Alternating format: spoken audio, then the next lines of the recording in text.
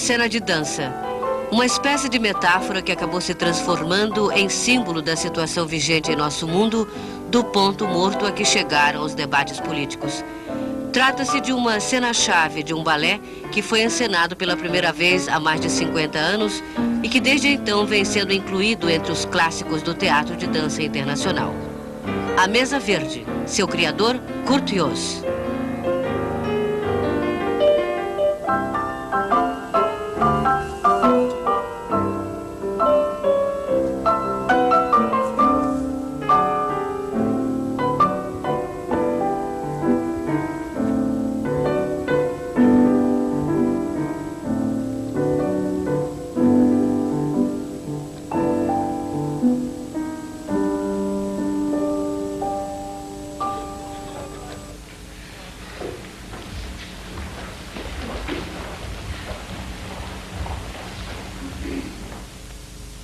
Considerações sobre o amor, o poder e a morte. O coreógrafo Curtius. Não creio que o engajamento político ou a influência política sejam tarefas inerentes à arte. Na minha opinião, a arte nunca exerceu influência política, se bem que possam ter havido, às vezes, coincidências. O credo estético de Curtius, aos 75 anos, já não é aquele que marcou épocas, que se caracterizou por transformações radicais nos setores das artes e da sociedade industrializada. A cidade grande, com seus crassos contrastes de luxo e miséria, torna-se para o artista um símbolo da problemática social. Curtius deixou-se inspirar certamente por isso ao coreografar o balé Metrópole, obra que desde sua estreia absoluta em 1932 entrou para a história da dança como sendo o primeiro balé sociocrítico.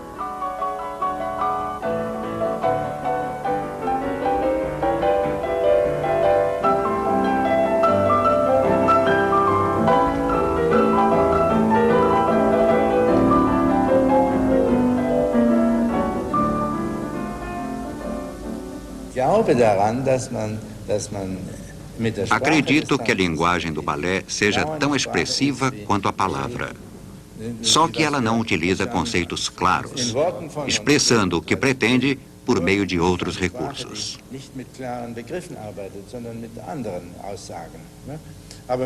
A linguagem do balé nos permite expressar muita coisa. Devo, porém, confessar que os temas sociais que sempre atribuíram ao meu trabalho não me interessam nada.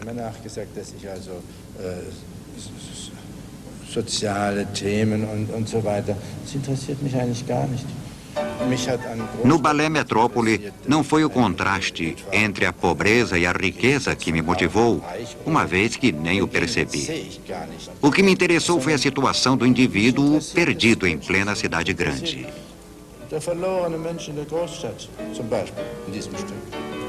Um novo sentimento de vida foi expressado pela maneira com que o homem livrou seu corpo das convenções. O indivíduo foi obrigado a buscar a natureza e a se preparar fisicamente. A dança não deixaria de ser influenciada por isso. A norte-americana Isadora Duncan, que em 1904 abriu uma escola em Berlim, é tida como a pioneira da dança moderna alemã. Curtius relembra. Isadora Duncan Isadora Duncan é a profética e toda poderosa iniciadora da dança teatral, ou seja, de uma nova linha artística da dança e de uma nova concepção do que possa ser a educação física de um modo geral. Isadora surgiu como dançarina em meio a uma sociedade de damas de espartilho e de cavalheiros barrigudos para proclamar em suas criações a beleza do corpo e de seus movimentos naturais.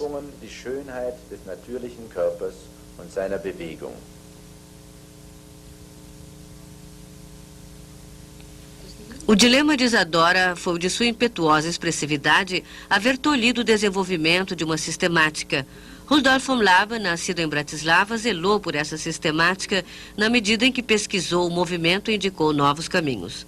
Laban pesquisou a regularidade fisiológica e psicológica do movimento humano e desenvolveu um sistema que possibilitou fixar os movimentos de uma dança. Curtius tornou-se o mais íntimo discípulo de Laban, assim como Mary Wigman, a quem coube dar prosseguimento ao que Isadora Duncan havia iniciado, o fomento da individualidade do bailarino na dança. Com a sociedade industrializada de produção em massa que se reflete nas selvas de pedra e concreto das grandes cidades, terminou o ideal clássico de beleza que, como dogma estético, determinou a produção artística até o fim do século XIX.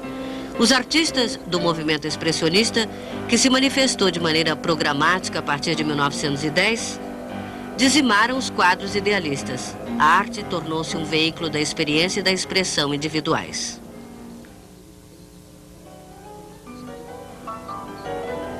As situações de medo, miséria, pobreza e humilhação do homem passaram a ser mostradas com uma crudeza chocante pelos artistas que se opuseram às normas da convenção estética.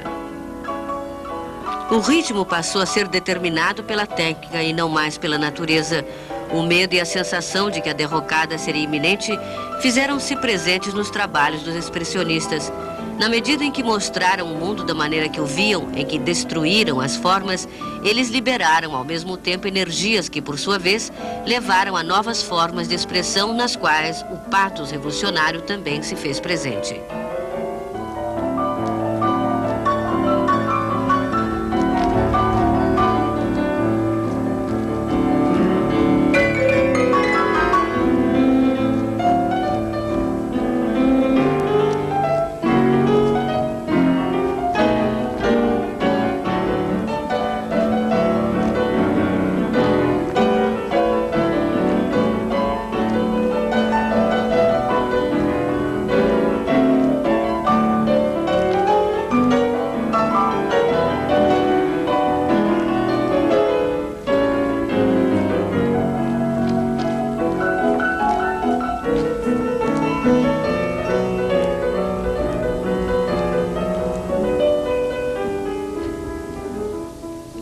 Curtius, que deveria assumir um dia a propriedade agrícola do pai, recorda o caminho que o levou à dança. Meu desejo sempre foi o de seguir pelo caminho da filosofia e da arte. O acaso me pôs em contato com Rudolf von Laban. Conheci então o mundo da dança. Ao penetrar nesse novo mundo, meu ser foi profundamente sensibilizado desde o primeiro instante.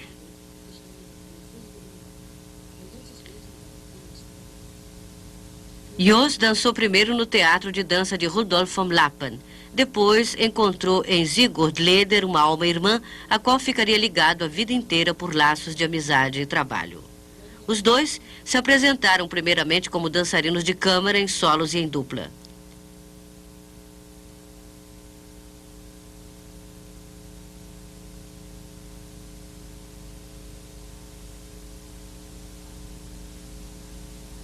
Em 1924, Jos já trabalhava no Teatro Municipal de Münster, onde fundou, juntamente com Sigurd Leder, o novo teatro de dança. O trabalho realizado no Teatro Municipal foi a base desta iniciativa. Em Münster, formou-se também o círculo de seus mais íntimos e futuros colaboradores. Além de Sigurd Leder, dele faziam parte a bailarina estoniana Aino Simula, que seria esposa de Jos, o compositor Fritz Cohen, e o cenógrafo Hein Heckroth. Em 1927, Jos foi para Essen, onde assumiu as funções de diretor do corpo de baile do teatro e de diretor do departamento de dança da escola Folkwang. Um ano mais tarde, organizou em Essen o segundo congresso dos bailarinos alemães. Uma das mais precoces obras-primas de Curtius é a Pavana para uma Infanta Morta, de 1929. Jos lança a mão aqui da rígida forma de um motivo histórico, o ritual da antiga corte espanhola que não dava margem às tentativas de inovação e expressões individuais e que triturou literalmente a jovem infanta. A coerção do ritual cortesão determina a consecução dos movimentos da coreografia de Jos. A forma grave da pavana, uma dança de corte do século XVI, simboliza a imutabilidade de uma etiqueta da qual a infanta não poderia se libertar.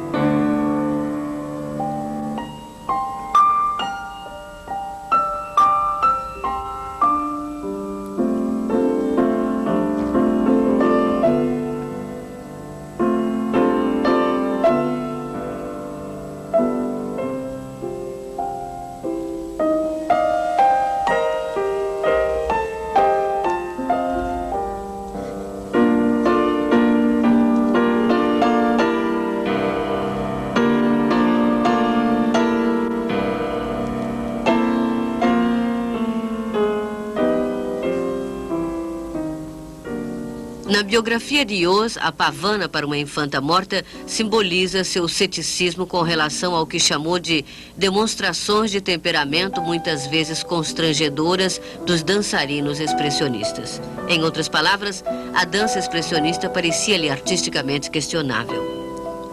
Jos remontou as formas do balé clássico visando a sua simbiose com a nova dança de livre expressão.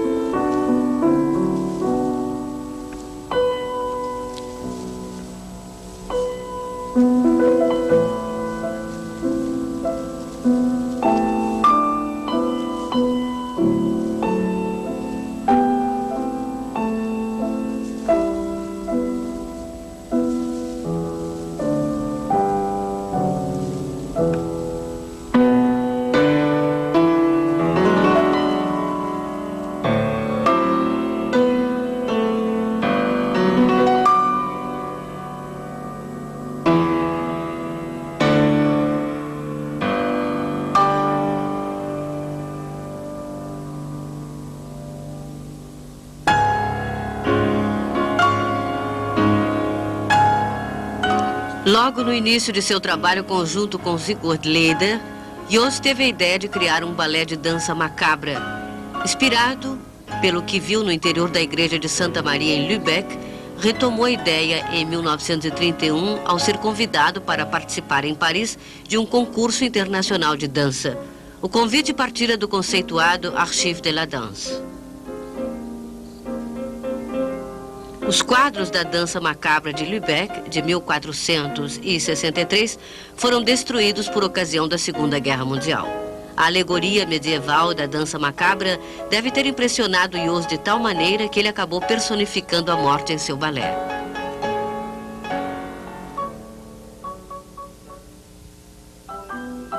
As dificuldades financeiras e conceptivas não desencorajaram o coreógrafo que, em menos de um ano, criou uma dança macabra em 8 quadros sob o título genérico de A Mesa Verde.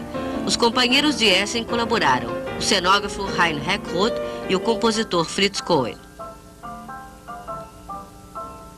Os acontecimentos políticos influíram na concepção da obra. Com ela, Jos tomou posição frente aos brados nacionalistas de guerra que se faziam ouvir na Europa. Sentiu-se ligado aos pacifistas. Confiou mais nas advertências e no ceticismo de um Kurt Tucholsky ou de um Karl von Ossietzky, que vislumbraram a implantação de uma inquisição política e um consequente perigo de guerra do que nos protestos de paz dos políticos.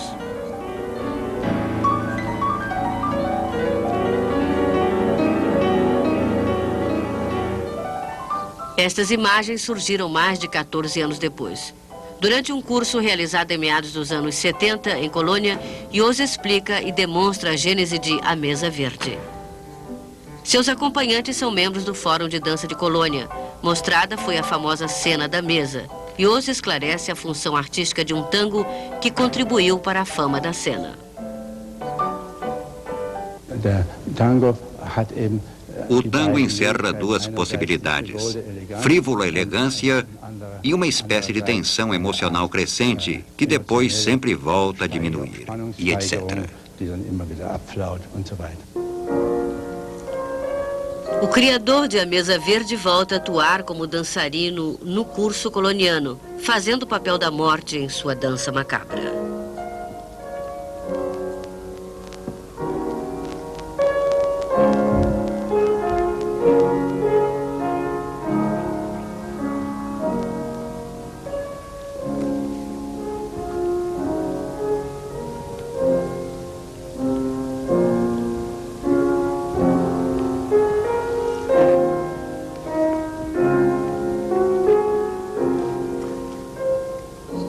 Esta cena de 1976 é o único documento cinematográfico no qual Jos reassume o famoso papel que desempenhou em 1932, quando da estreia de A Mesa Verde em Paris.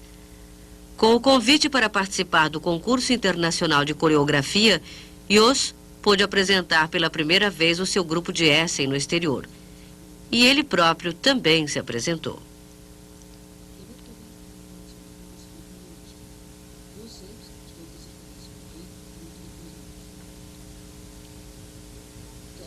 O sucesso foi enorme. A Mesa Verde conquistou a medalha de ouro do concurso.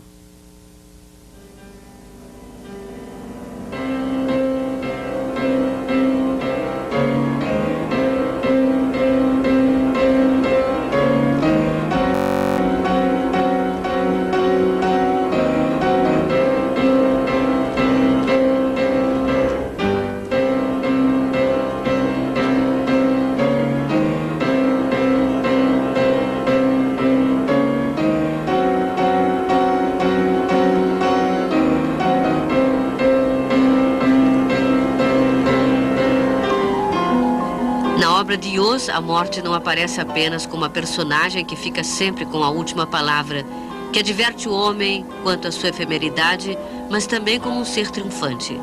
Esta morte dançante é a morte da batalha material. Seus gestos soberanos e marciais são os de um deus da guerra no século dos conflitos bélicos mundiais.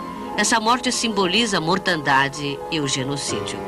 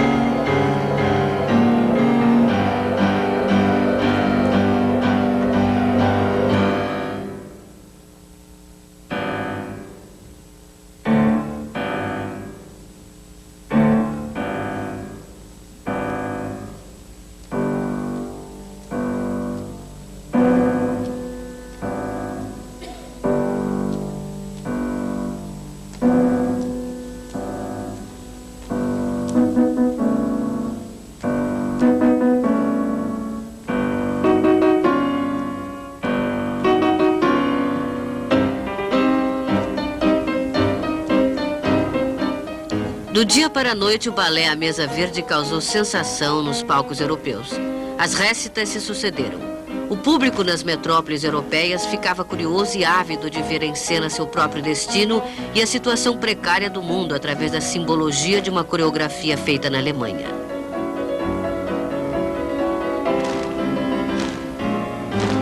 Enquanto Jos realizava a exitosa turnê com A Mesa Verde, ocorria na Alemanha justamente aquilo que ele previa de maneira visionária em seu balé. Os coveiros da democracia conquistavam influência e poder. Fracassou então a Primeira República Alemã. Ela esbarrou naqueles para os quais a guerra era um veículo declarado de sua política. Contando com o auxílio dos conservadores dos círculos nacionalistas, os nazistas subiram a poder.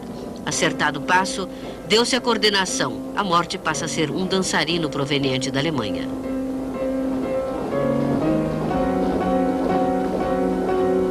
Kurt Jos e seu conjunto chegaram a retornar a Essen, mas seu destino seria inevitavelmente o da imigração.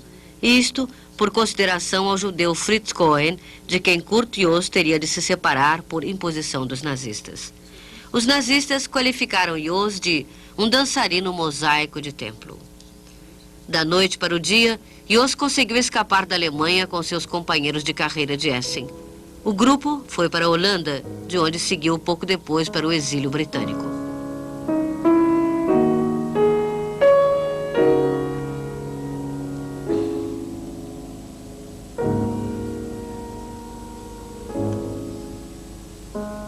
No quarto quadro de A Mesa Verde, Jos previra o destino que teve de cumprir com seus companheiros e com milhares de outras pessoas. O de expatriado, de refugiado em busca de um lugar onde pudesse se sentir em casa.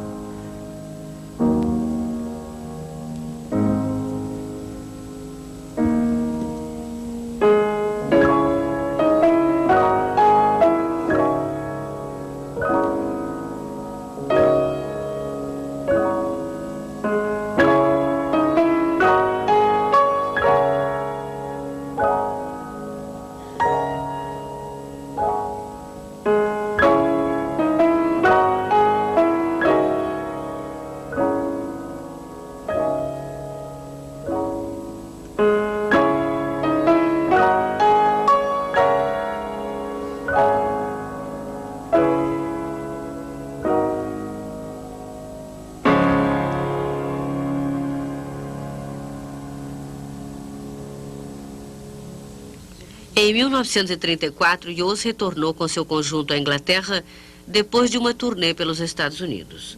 Foi então que mecenas ingleses possibilitaram a fundação da Escola de Dança Jos Leder em Dartington Hall. 23 professores e alunos de dança deixaram então a Escola Folkwang de Essen para trabalhar e estudar em Dartington Hall. Em 1936, o grupo parte para sua segunda turnê pelos Estados Unidos, já então sob a denominação de Ballet Jos. O sucesso foi triunfal. Do repertório constaram A Mesa Verde, Pavana para uma Infanta Morta, Metrópole e mais uma pequena e animada peça, Um Baile na Viena Antiga, na qual uma intriga da sociedade Biedermeier é narrada através de vários tipos de valsa.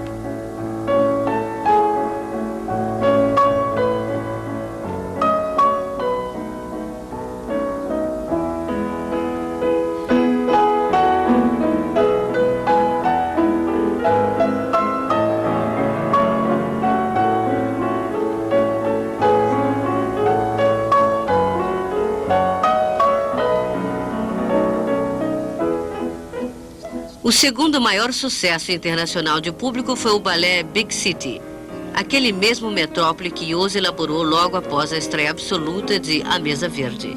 Até hoje ele faz parte dos repertórios de dança de todo mundo. Do Balé Metrópole, vejamos a cena intitulada Pátio Interno, na interpretação do Conjunto Municipal de Colônia.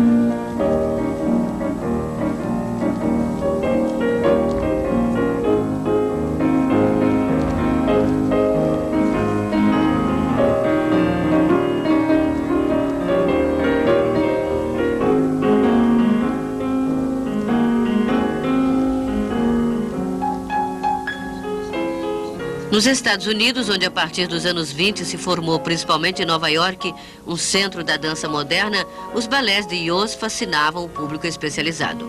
A bailarina e coreógrafa Anna Sokolov se recorda. Tratava-se de uma autêntica novidade, pois tudo era diferente daquilo que conhecíamos por dança moderna na América.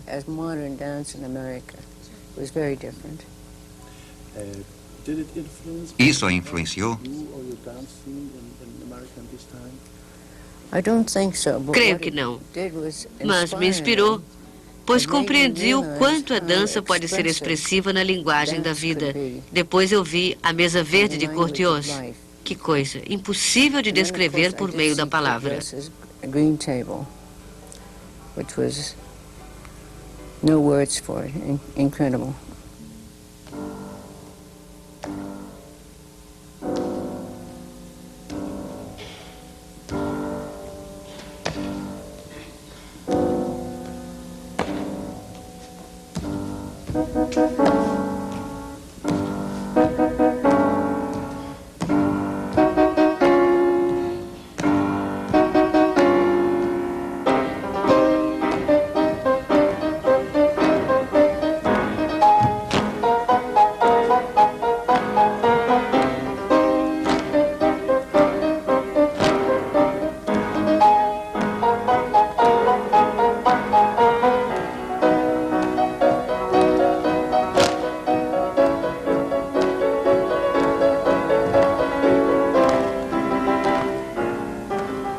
Logo após o irrompimento da Segunda Guerra Mundial, o grupo de Yost foi novamente aos Estados Unidos.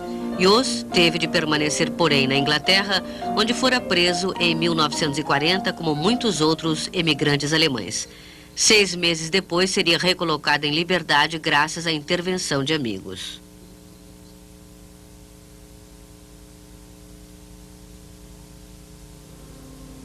A realidade concretizou a visão coreográfica encenada em 1932. A Alemanha saiu da guerra arrasada.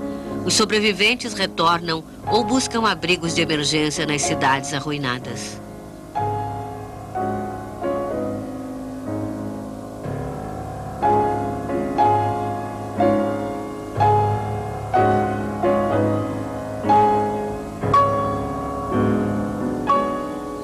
Curtius foi um dos primeiros a retornar do exílio. Por incumbência da força de ocupação britânica, ele viaja com seu grupo fazendo espetáculos itinerantes para os soldados.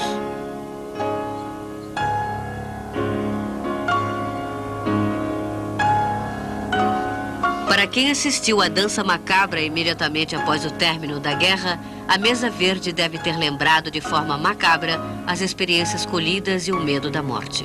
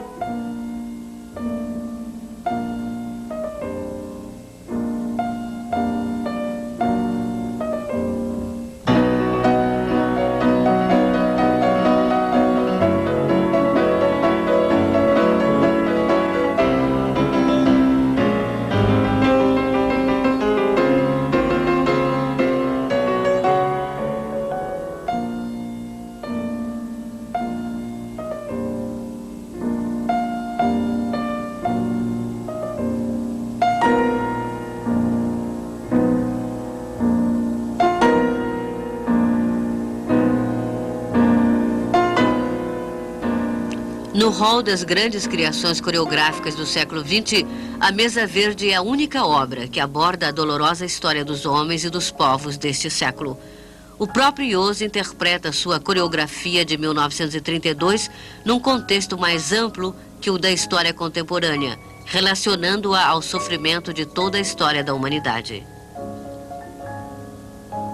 Inquirido sobre o que essa dança macabra de origem medieval significa quando transposta para os tempos modernos, Ios respondeu num programa de televisão de inícios dos anos 50 o seguinte: Ins Moderne übersetzt, vielleicht, der Gedanke, transportando para o moderno, talvez o pensamento de o quanto os povos sofrem com uma guerra que não provocaram.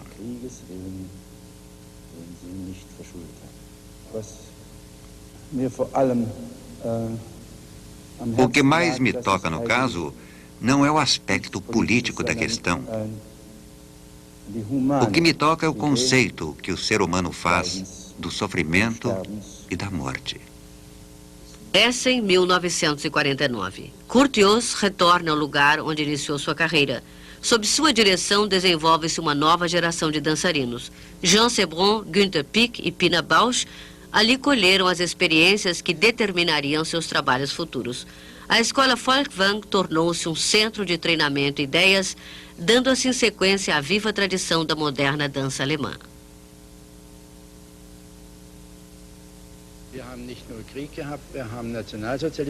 Além da guerra, tivemos que suportar o nazismo, que tudo fez para privar a dança de qualquer espírito, dando-lhe um caráter meramente digestivo. E isso nos afetou durante muito tempo na Alemanha. Na Alemanha do pós-guerra, as artes procuraram estabelecer conexão com o movimento internacional. Na dança, predominou primeiramente o balé clássico importado dos Estados Unidos e da Inglaterra.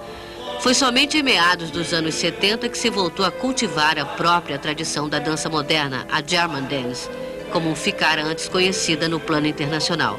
Hans Züllich foi solista do conjunto de Kurt Ios de 32 a 53. Hoje, ele leciona na escola Folkwang.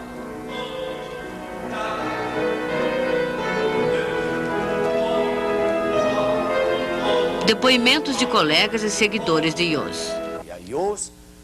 Ios tem suas raízes na dança alemã. Mas ele fez coisa bem diferente de Wigman, Skornet, Trump e toda essa gente. Ao contrário dessa gente, ele fez teatro, criou partes operísticas, fazendo-o, por sinal, muito bem, uma vez que sempre integrava a coreografia ao espírito de toda a encenação.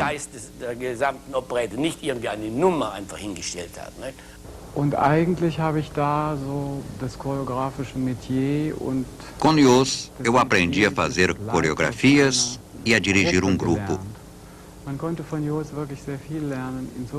Com amável severidade, ele conseguia tirar o máximo de um dançarino.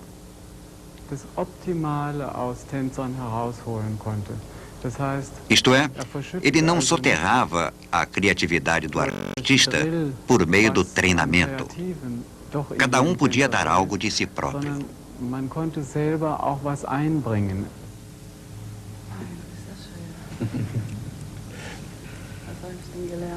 Das weiß ich nicht. Das hat was mit einer Ehrlichkeit zu tun. Ao lado do próprio Jos, Pina Bausch se pergunta o que terá aprendido com ele. Ele diz que não sabe.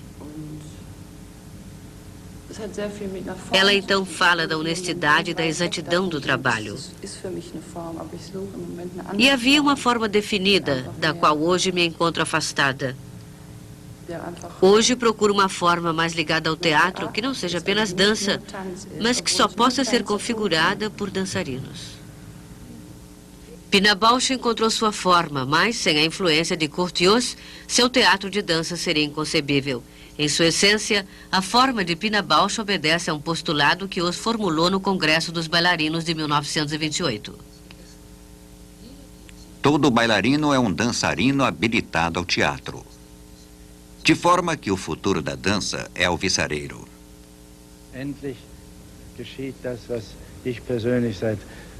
Concretiza-se finalmente uma esperança que eu já vinha alimentando há 50 anos.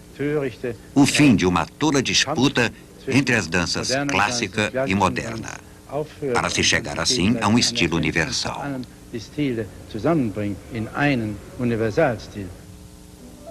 Eis aí o credo estético de um homem que desde os anos 20 batalhou pela simbiose do balé clássico com a dança moderna. Seu legado artístico é e continuará sendo a Mesa Verde, uma indiscutível obra clássica do século XX. O que a distingue de outras criações clássicas é a sua permanente atualidade, pelo menos para a geração ligada à dança teatral dos anos 80.